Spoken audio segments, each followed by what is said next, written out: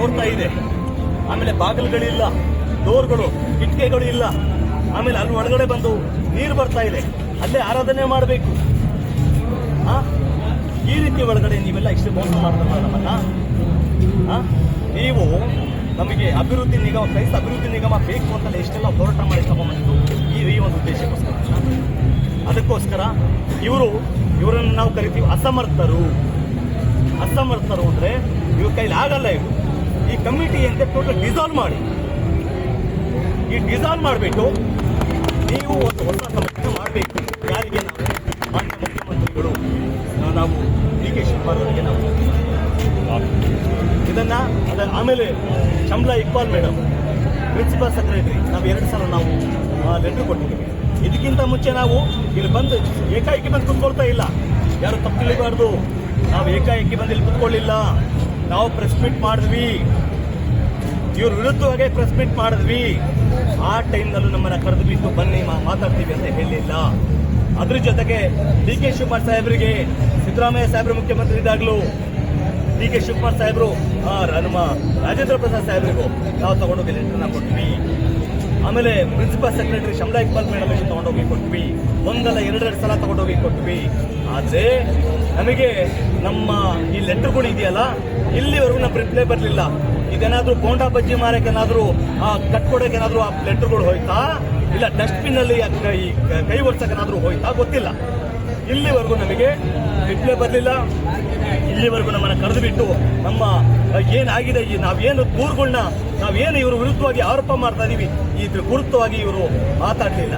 ಅದಕ್ಕೋಸ್ಕರ ನಾವು ನಮ್ಮ ಕ್ರೈಸ್ತ ಸಮುದಾಯದ ಅಭಿವೃದ್ಧಿ ನಿಗಮ ಏನಿದೆಯಲ್ಲ, ಕರ್ನಾಟಕ ಕ್ರೈಸ್ತ ಅಭಿವೃದ್ಧಿ ನಿಗಮ, ನಾವು ಮಾಡಿರ್ತಕ್ಕಂಥ ಅಭಿವೃದ್ಧಿ ನಿಗಮ, ಅದನ್ನ ನಾವೇನು ಹೋರಾಟ ಮಾಡಿದ್ವಿ ಅದ್ರ ವಿರುದ್ಧವಾಗಿ ಬಂದು ಇಲ್ಲಿ ಫ್ರೀಡಂ ಪಾರ್ಕ್ ಕೂತಿದ್ದೀವಿ. ನಿಜವಾಗ್ಲೂ ನನಗೆ ತುಂಬಾ ನೋವಾಗುತ್ತೆ. ಯಾಕಂದ್ರೆ ನಾವು ಕುತ್ಕೊಳ್ಬಾರ್ದು. ನಮ್ಮವ್ರ ವಿರುದ್ಧವಾಗಿ ನಾವು ಹೋರಾಟ ಮಾಡ್ಲಿಕ್ಕೆ ಇಷ್ಟ ಇಲ್ಲ. ನಿಜ ಹೇಳ್ತೀನಿ, ಇಷ್ಟ ಇಲ್ಲ.